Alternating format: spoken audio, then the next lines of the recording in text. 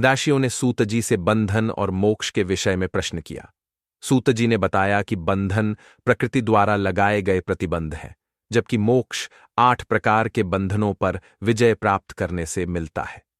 प्रकृति एक मां की तरह कार्य करती है और बंधन और मुक्ति दोनों ही स्वतः होते हैं। जब एक आत्मा बंधन से मुक्त होती है तो वह मुक्त आत्मा के रूप में प्रकट होती है। बुद्धिमान व्यक्ति प्रकृति, बुद्धि और 5 सूक्ष्म तत्वों को सृष्टि के अंग के रूप में देखते हैं। कर्म जन्म और क्रियाओं के चक्र का कारण बनता है।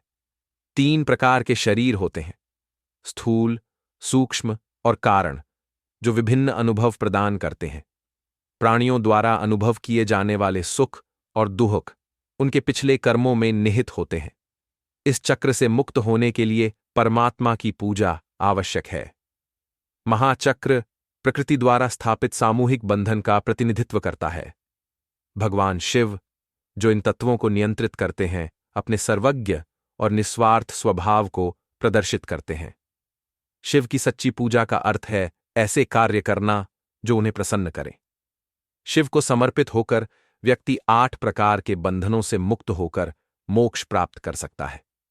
इस निकटता को समझने के लिए सूक्ष्म तत्वों पर महारत हासिल करनी होती है। शिवलिंग की पूजा से समृद्धि और ज्ञान प्राप्त होता है। गुरु व्यक्तियों को उनकी आध्यात्मिक यात्रा पर मार्गदर्शन करते हैं। शिष्यों को अपने गुरुओं की सेवा करने की सलाह दी जाती है। गुरु का सम्मान करना भगवान शिव की पूजा करने के समान है। लक्ष्यों को प्राप्त करने के लिए गणपति की पूजा करनी चाहिए। कुछ संकेत आध्यात्मिक या भौतिक खोज में बाधाओं का संकेत हो सकते हैं।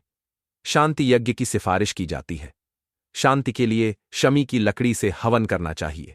मुख्य पदार्थ पूरे समय स्थिर रहना चाहिए। अंतिम दिन बर्तनों से जल छिड़ककर पुण्याहवचन पूरा करना चाहिए। भक्तों को भगवान शिव के संपूर्ण स्वरूप पर ध्यान केंद्रित करके प्रार्थना करनी चाहिए। शिव की 108 बार परिक्रमा करें।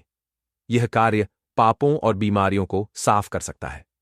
अनुष्ठान परिस्थितियों, धन और समय के अनुसार अलग अलग होने चाहिए।